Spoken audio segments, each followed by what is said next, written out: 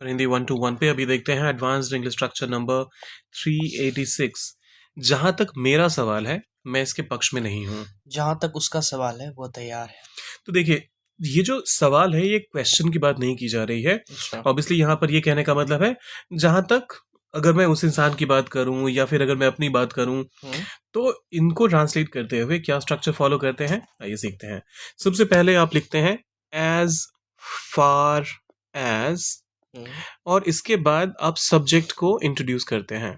ठीक है। ये जिसका भी सवाल, अगर मेरा सवाल है तो आप आई कहेंगे, अगर कहना है उसका सवाल तो आप कहेंगे ही, अगर तुम्हारा सवाल है तो एज फार यू, और इसके अकॉर्डिंग ही आपका यहाँ पर वर्ब कंसिडर वर्ब आएगा।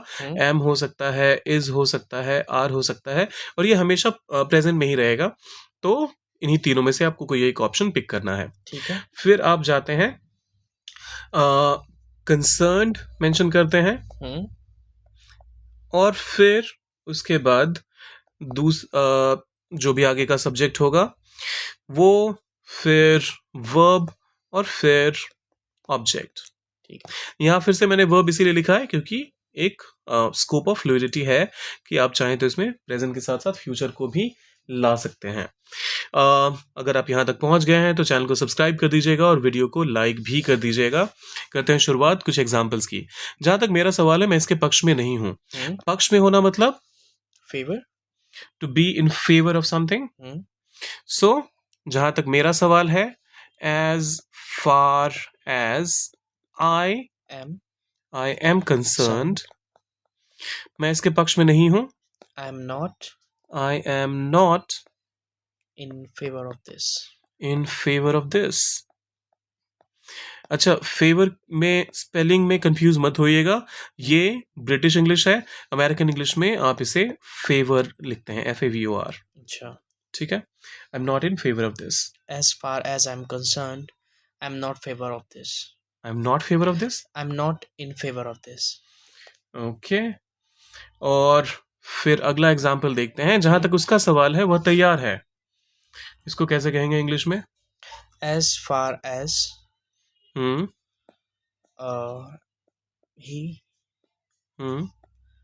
he is not, sorry, he is concerned. Okay, वह तैयार है। he is ready. सिंपल। अच्छा, एक सेकेंड, ये मैं एक बार डबल चेक करता हूँ। फेवर की जो स्पेलिंग होती है, ओके, हाँ, वो वही सीन है। ये मैंने जैसे बताया, ये अमेरिकन है और ये ब्रिटिश है। अच्छा। तो दोनों में से कोई सा भी गलत मत कंसिडर कीजिएगा, दोनों ही इक्वली करेक्ट हैं। अब आप पे डिपेंड करता है कि आप अगर एग्जाम्स के लिए प्रिपेयर कर रहे हैं, क्योंकि आपको भी पता है अभी तक जो हमारा एजुकेशन सिस्टम है वो ब्रिटिश इंग्लिश को ही फॉलो करता है। तो आप इसको याद रखिएगा, FAVOUR वाला। इसके ऐसे बहुत सारे हैं, जैसे कलर, अमेरिकन में यू गायब हो जाता है। लेबर, अमेरिकन में यू गायब हो जाता है। फेवर हो गया।